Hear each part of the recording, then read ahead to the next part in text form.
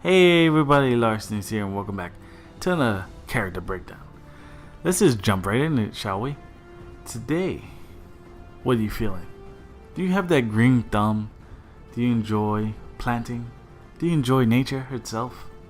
Then if you do, you might be interested in the next newest Paragon character, the Fae. I'm going to call her Fae for short because the Fae just sounds a lot longer. But let's just check how her profile is and see what she's working with, and let's see all the stuff she can do. Now let's just go through it. She has growth and intelligence cards, pretty interesting. Her base attack is at 3.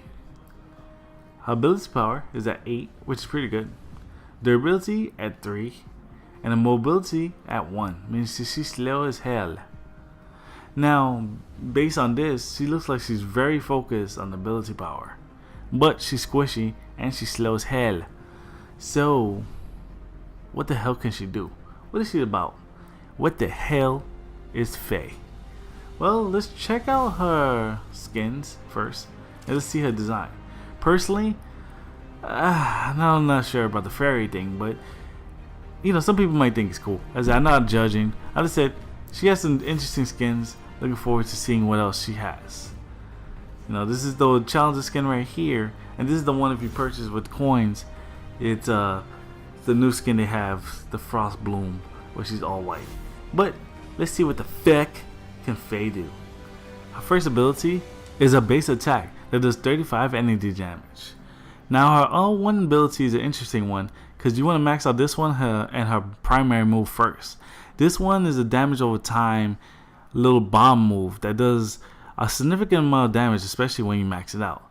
This one, her primary move, summons a line of thorns that slows the enemy's movement speed and does a decent amount of damage. The cooldown time is pretty eh. Now, this ability is really interesting that if you hit a hero, it negates the mana cost. So technically, you're just getting a free shot and doing just a little bit extra damage.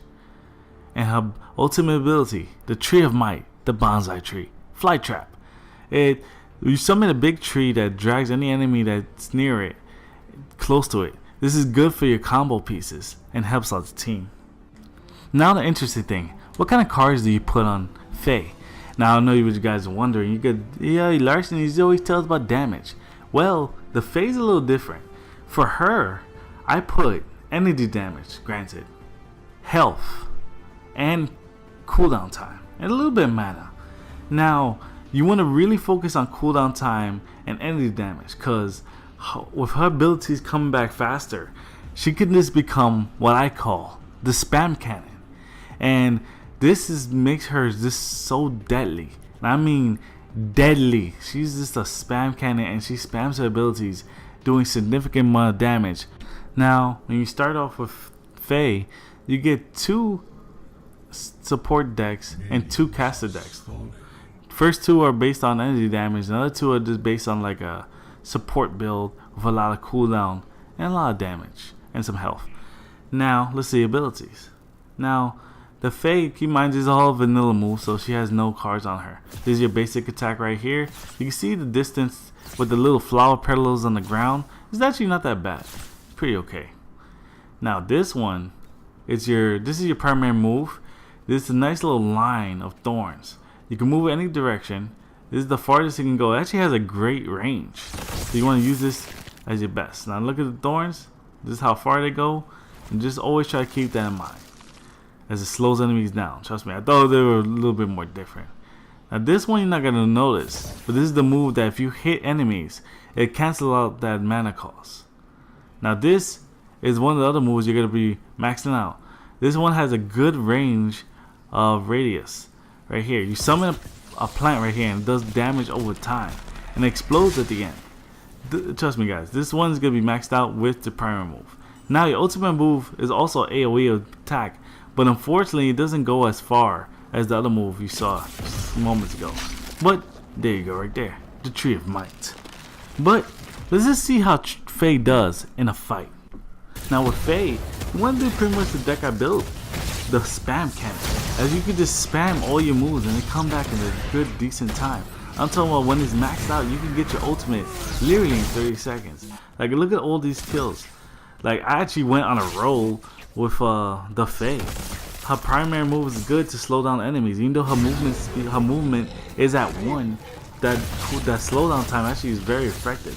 You want to make sure you use Tree of Might and your other AoE attack combined. She's a combo piece. She can be a support character. She can be the damage dealer. She can be both. Like, I have her build. The spam cannon is a mix of both worlds. That she can be the support and the damage dealer. Trust me, guys. This is very effective. Now look at this. Look at all this stuff. You can just spam your ultimate like it's nothing. Mix with your AoE moves and your other abilities. You can just do a significant amount of damage. If you have a great team, they could just penalize the team, and she can actually probably kill everyone if they know how to do it right. Now, like I said, she's just very damaging, but in the beginning she's very weak. So you want to make sure you're not getting a fight early on, because she can't take hits like that. She is super squishy, and you just always gotta make sure you have your ultimate ready. And another thing that I didn't mention is that she actually has no escape moves. Her escape moves is her abilities. Now, unlike Sparrow, she doesn't do a lot of damage. She doesn't kill people a lot. So you gotta really focus on your abilities. Use Tree of Might as an escape, because it can pull enemies in and kind of stun lock them a little bit. Or you can just use your primary move, slowing them down, giving you time to run away.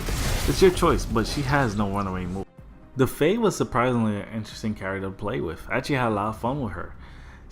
Her moves are really interesting because they do so much AoE effects. So she's a great support team.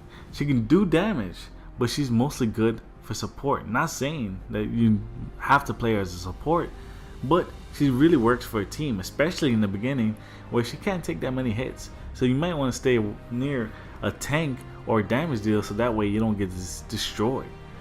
You want to make sure you use your Tree of Might effectively to either escape from a fight or to just do as much damage as possible. Make sure you try to use it as a combo piece to mix it with other people's ultimates or just regular moves that do a lot of AoE attacks, because she can just be a primary piece.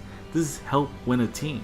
A good Fae with a great team is a deadly combo, because trust me guys, she can do a lot of damage if you spec her right.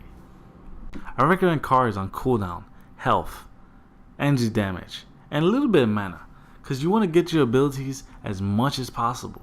Trust me guys, she's better to get her abilities as frequently as she can.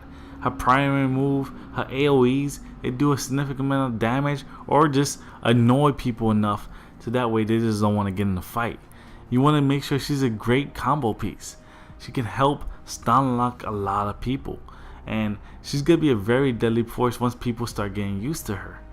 But as we bury people 6 feet under and put some roses on them, that means the breakdown's over. I really hope you guys enjoyed what you see. If you did, hit that like button. Subscribe to see more breakdowns. Share this with your friends. And till then guys, I'll see you next time.